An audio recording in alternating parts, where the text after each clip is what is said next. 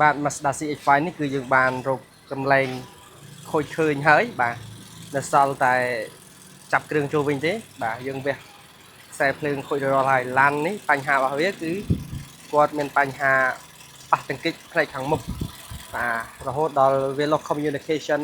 with ABS module អញ្ចឹងគឺបាត់តំណងជាមួយនឹងប្រព័ន្ធ ABS គឺរឹងចង្កូតអីទាំងអស់បាទរឹងចង្កូតអីទាំងអស់បន្ទាប់ពីយើងត្រួតពិនិត្យអស់ជាច្រើនថ្ងៃមិនមែនច្រើនម៉ោងទេគឺច្រើនថ្ងៃបាទយើងអត់ដឹងថាខូចកន្លែងណាទេបាទអត់ដឹងខូចកន្លែងណាទេឥឡូវខ្ញុំតសរសៃឈាមថ្មីឲ្យវាបាទនេះគឺខ្សែភ្លើងយើងដាក់ថ្មីឲ្យឥឡូវនេះវាចាប់ផ្ដើមដំណើរការវិញហើយបាទឆេះវិញចង្កូតបាត់កូតចេញទាំងអស់នៅសល់តែកូតទាក់ទងជាមួយនឹង headlight បាទទាក់ទងជាមួយនឹងភ្លើងមុខបាទ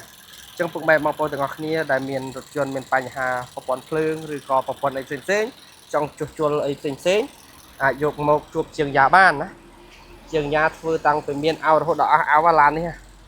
បានដោះស្រាយបានវាក្តៅក្នុងខ្លួនវាចង់ឈ្នះវាពេកបាទអ្វីទេដល់ចុងក្រោយតខ្សែឈាមមួយបាត់ផឹងបាទអស់លីកូតទៅលើតាប្លូបាទនៅសល់តែកូតភ្លើងមួយបាទវាបិទបើកធម្មតា scan មើល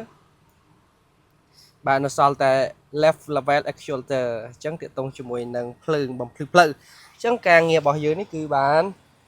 ទៅពោជ័យជោគជ័យបានវឺតហើយអញ្ចឹងពុកម៉ែបងប្អូនអាចយកវាអាចយករថយន្តមកថែទាំទៀតបាទ